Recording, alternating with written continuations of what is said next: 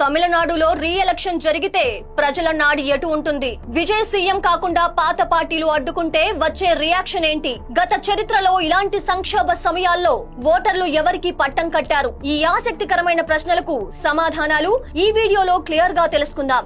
తమిళనాడు రాజకీయాల్లో ప్రస్తుతం ఉన్న పరిస్థితుల్లో ఏ పార్టీకి స్పష్టమైన మెజారిటీ రాక ఒకవేళ రీ ఎలక్షన్ జరిగితే అది విజయ్ రాజకీయ ఎదుగుదలకు ఒక బ్రహ్మాస్త్రంలా మారే అవకాశం ఉంది. సాధారణంగా మొదటిసారి ఎన్నికలు జరిగినప్పుడు ఓట్లు వివిధ పార్టీల మధ్య చీలిపోయి హంగేర్పడుతుంది. కానీ ప్రభుత్వం ఏర్పాటు కాకుండా మళ్లీ ఎన్నికలు వస్తే ప్రజల ఆలోచన మారుతుంది. మళ్లీ ఎన్నికలు ఎందుకు? ఈసారి ఒక బలమైన తీర్పు ఇచ్చి స్థిరమైన ప్రభుత్వాన్ని ఎన్నుకుందాం అని జనం డిసైడ్ అవుతారు. పాత పార్టీల రాజకీయ ఎత్తుగడలకు విసిగిపోయిన జనం విజయ్ లాంటి కొత్త నాయకుడికి పట్టం కట్టే అవకాశం మెండుగా ఉంటుంది. గత చరిత్రను చూస్తే ఇలాంటి రియాక్షన్ పవనాలు కొత్త నాయకులకు భారీ విజయాలను అందించాయి. 1980లో తమిళనాడులో ఎంజీఆర్ ప్రభుత్వాన్ని అన్యాయంగా రద్దు చేశారనే కోపంతో ఉన్న ప్రజలు రీ ఎలక్షన్ లో ఆయనకు తిరుగులేని మెజారిటీనిచ్చారు. అలాగే ఉమ్మడి ఆంధ్రప్రదేశ్ లో 1984లో ఎన్టీఆర్ ప్రభుత్వాన్ని కూలదోసినప్పుడు 1985లో జరిగిన ముందస్తు ఎన్నికల్లో ప్రజలు ఆయనపై ఉన్న సానుభూతితో ప్రత్యర్థులను చిత్తుగా ఓడించారు. ఈ రెండు సందర్భాల్లోనూ ప్రజలు ఒక విషయాన్ని స్పష్టం చేశారు: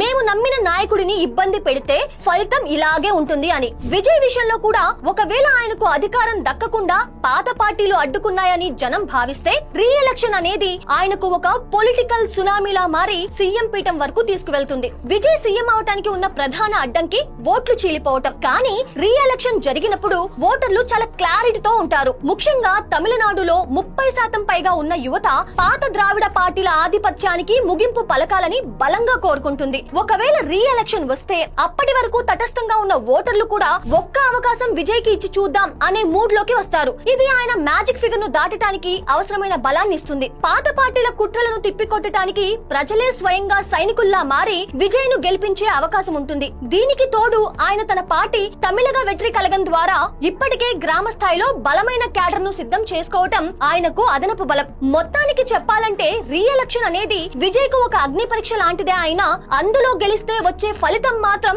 అద్భుతంగా ఉంటుంది. రాజకీయ స్థిరత్వం కోసం ప్రజలు ఒకే పార్టీకి ఓటు వేయాలని ఫిక్స్ అయితే ఆ ఛాన్స్ విజయ్ కి దక్కేలా ఉంది. గతంలో ఎంజీఆర్, ఎన్టీఆర్ సృష్టించిన ప్రభంజనాల తరహాలోనే తమిళనాడులో కూడా విజయ్ ఒక కొత్త శకాన్ని ప్రారంభించడానికి ఈ రీ ఎలక్షన్ ఒక బలమైన పునాది అవుతుంది. అప్పుడు ఆయనకు ఏ పార్టీ మద్దతు అవసరం లేకుండానే సొంతంగా ప్రభుత్వం ఏర్పాటు చేసే స్థాయి